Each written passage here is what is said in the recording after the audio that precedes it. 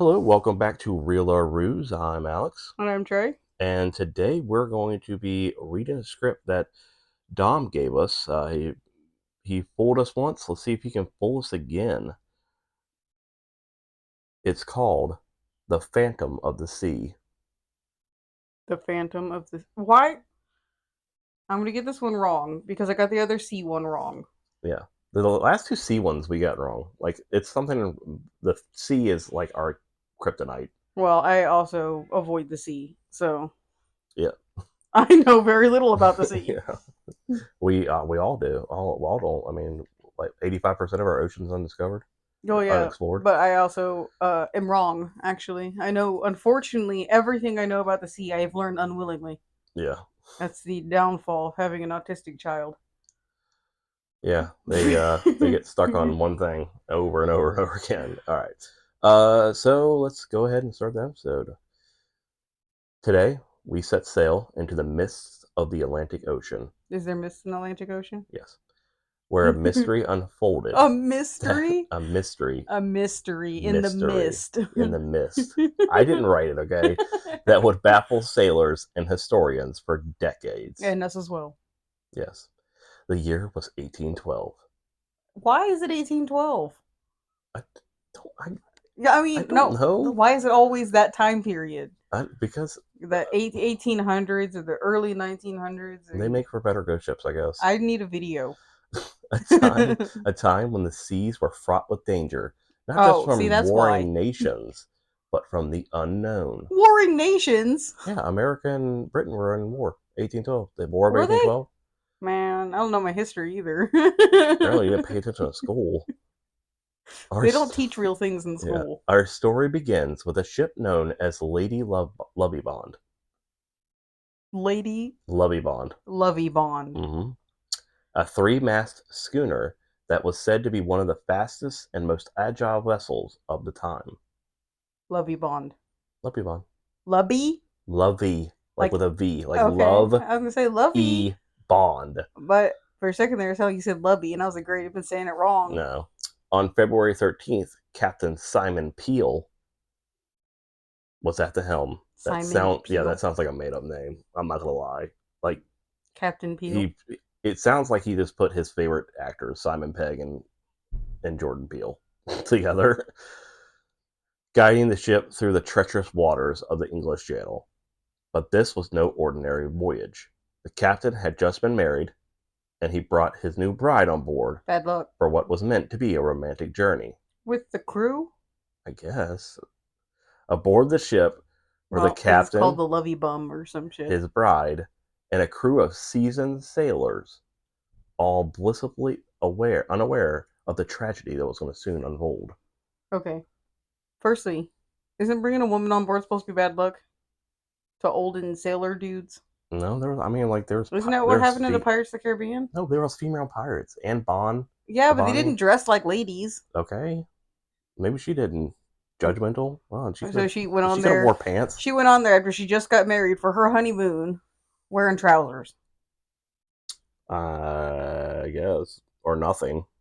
No, she ain't gonna be like nothing with all those crew dudes, I don't know. even if they're seasoned. They had 8 freaking dresses that fit over the dress or something or under the dress. Petticoats and Yeah. petticoats on petticoats.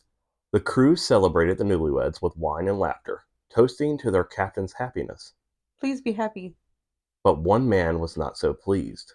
of course. The first mate, John Rivers. John Rivers? Yep. Or Ribbers? Rivers, Like, like a river, okay, had secretly harbored feelings for the captain's wife.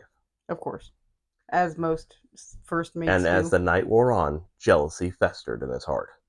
The thought of a woman he loved being in the arms of another drove him to madness. And he killed them both. Rivers, And then the rest of the crew. Rivers, in a drunken rage, seized the wheel of the ship while the rest of the crew slept off their wine. With a sinister grin, he steered the Lady Lovibond, wow, straight into the notorious Goodwin Sands, a deadly sandbank known as the graveyard of ships. The vessel struck with a violent force, and within minutes the ship was torn apart by waves, sending the crew and the captain and his bride to a watery grave. They can't swim?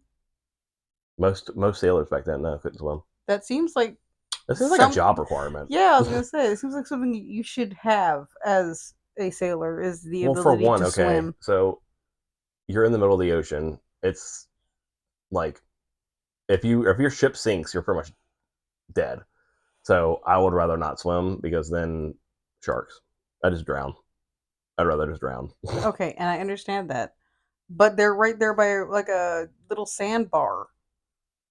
Yeah, but it's only like it's not like a sandbar you think. Like the tide moves in and it like the sandbar comes up through tides, I think. If it's the sandbar that I'm thinking of, like the one that was in Pirates of the Caribbean when they walked up and down, that's only uncovered every once in a while. This tide comes up and goes down. Okay. Yeah. But the story doesn't end there. The Lady Lovibond was gone, lost to the depths, but its legend was only the beginning. Did he die too? 50 years later, yes, on February 13th, it said all crew, 1862, sailors reported seeing a ship off the coast of Kent. A ship with tattered sails and a ghostly glow. Of course. It has to have a ghostly glow. Yeah. It was the Lady Lovibond. Does it say it on its side? I guess. No, I think so, yeah. I think like ships have to be named or something, don't they? Not like it's probably like on the back or something. It was a schooner. They claimed sailing once more on the anniversary of its tragic demise. On their honeymoon? Yeah. But what, a year later? Like, for decades after. Oh, okay. Sightings of the Phantom ship continued, each time the exact date of the original wreck. The most famous sighting occurred in 1948. How do they know the exact date of the wreck?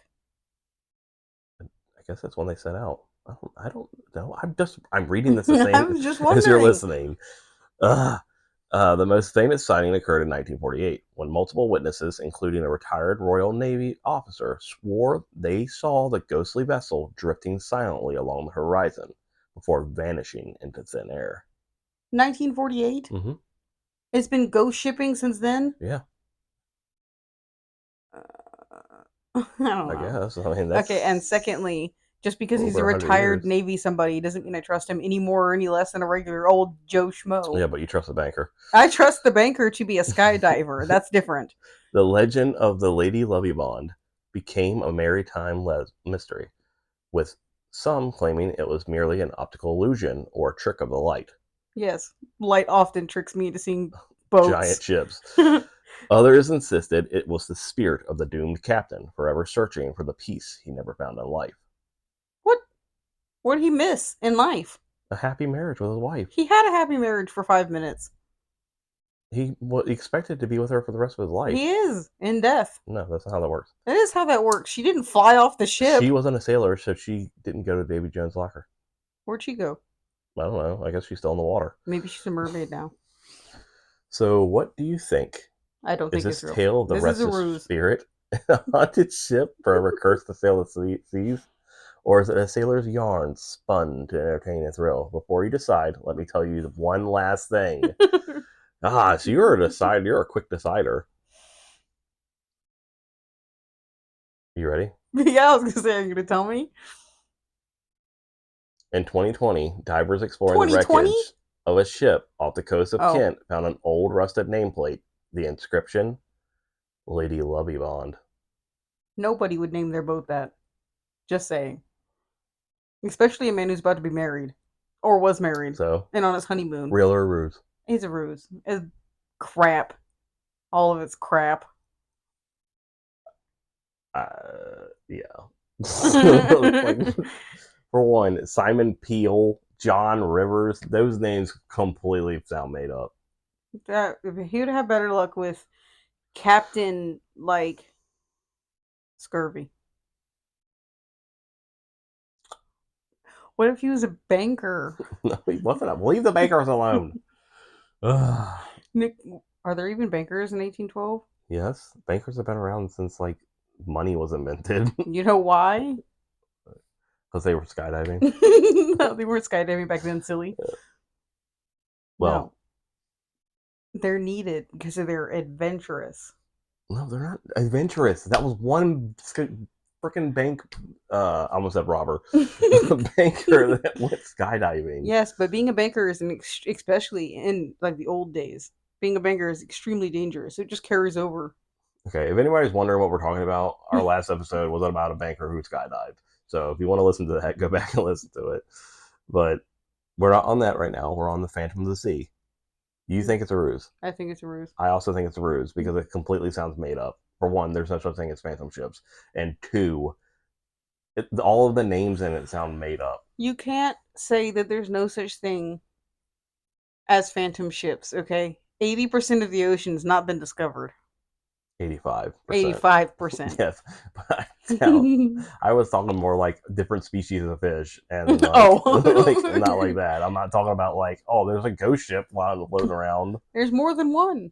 There's multiple ghost ships. Then why aren't we seeing them? Your eyes aren't open. As many ships have sunk in the ocean. I want to see a Titanic ghost ship. No. For one, it would be in two pieces. It would never float. It would be the ghost of the voyage. It would get right before it would be like a loop. For one, and would he? This man was so upset that this girl chose the captain. He kills himself and the crew. Like, what the hell did the crew do? Why didn't he just murder them? Well, he was drunk, firstly. I know. Why didn't he just murder them? It's the if I can't have and if they her, wrecked on a sandbar, how did they sink? Nobody can have her. Yeah, like he ran it aground on a sandbar. He didn't run it aground. He ran into the sandbar. Yeah, how did it sink? There was a hole. And how did people die? Because they can't swim. You already said this. I know, but like they could have just got on the sandbar. They couldn't. They can't swim to the sandbar. Oh, well, whatever. Anyways, when you wreck into a sandbar, the ship usually doesn't sink. Well, I wouldn't know because I've never driven a schooner. Do you drive schooners or do you boat schooners? Do you schooners? You steer them. They're sailboats. You sail them. No, are they still sailboats? Is it that big? Yes. I don't know. They have sails. It's a schooner. Yeah, a schooner is one thing. Okay, so you know the Pirates of the Caribbean movies. I know we keep referencing them, but do you know the boat that Jack Sparrow takes? Which one? The one where he's like, "Oh, we're taking the ship, Avast," and they kick off the guys, and they do the big, and then the other one comes up and they steal it. Anyways, the one that they're running from the Black Pearl from, in the first one, that's a schooner. It's a small ship that maybe has 10 guns on it. 10 guns is a lot for a small ship. 10 guns? It's 5 on each side. How is that a lot? 5 on each side? 5 cannons. On each side? On each side. No wonder why it sunk. I didn't say this ship had it. But you said schooners. Not all schooners were armed. That was a military schooner. Oh. Anyways, so here's the big reveal. Sorry. Firstly, I never explained why I thought it was a ruse. Okay, good. Sorry, I apologize. I think it's a ruse because, minus the sandbar part you already covered, which I already questioned, and you told me that it was a tide thing. Firstly, they still would have lived for a little bit, but they can't swim to the whatever. Anyway, minus that part, which I already made that point. Right. Okay. That's it? Okay. Is that the only point you had? No. What captain would take his bride with a whole bunch of dudes, and she's the only lady? It just seems a little creepy.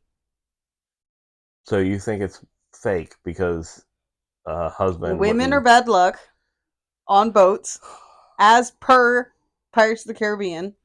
They were pirates that were... but girls. They didn't wear petticoats. They wore trousers. Okay. Married women cannot wear trousers. Wait, did I say that right? Married women can't wear trousers. Yeah, that's what I said. Especially in 1812. You are very sexist. Especially in 1812. And also, to top all of this off, you're wearing trousers? What are you talking about? I'm not in 1812.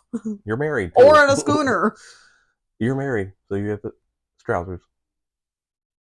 Only in 1812. Okay, whatever. I don't know. You were just throwing out sexist shit, so I was like, okay, let's be sexist right now. 1812. Women were treated differently, and they were bad luck on boats, especially schooners with 10 cannons. There wasn't 10. Okay. Anyway, All that right there. Nobody would do that. So just because you think that a man who got married wouldn't take his wife on his schooner, which is pretty much like probably his yacht. It'd be different if it was just him and her on the yacht, but he needs his entire It's a crew to stir giant the ship. schooner. It's a ship. Maybe he should have took her in a sailboat. It's a sailboat. But why? When you can just enjoy your honeymoon and all your men can do the work. It just seems like a weird thing to do. Okay. Now can I reveal? Yeah. Okay. This story is true. No, it's not. This ghostly tale is rooted in truth. The ship was real. The tragedy was Rooted real. in truth. The ship was real, and the tragedy was real. She was bad And luck. the sightings, well, who's to say if they're real or not? Because 85% of the ocean is unexplored. They could be still floating out there. Yeah, okay. That's it for today's episode of Real or Ruse. Do you have a story that you think that you could pull us with? Or perhaps a legend that might just be real, but sounds completely made up? Because that would be amazing too. Well, if your legend might be real, then there's still a possibility for it to be not real. We should change Just the saying. podcast to semi-real or ruse. Semi-real, possibly truth. Yeah, possibly truth or fiction. Send it our way at realorruse@gmail.com. It's spelled just like the podcast. And we appreciate everything, the listening, and the playing along with us. And we hate Dom because he keeps on fooling us. It's ridiculous. This man has fooled us twice now. So we appreciate you guys, and we'll see you in the next episode of Real or Ruse.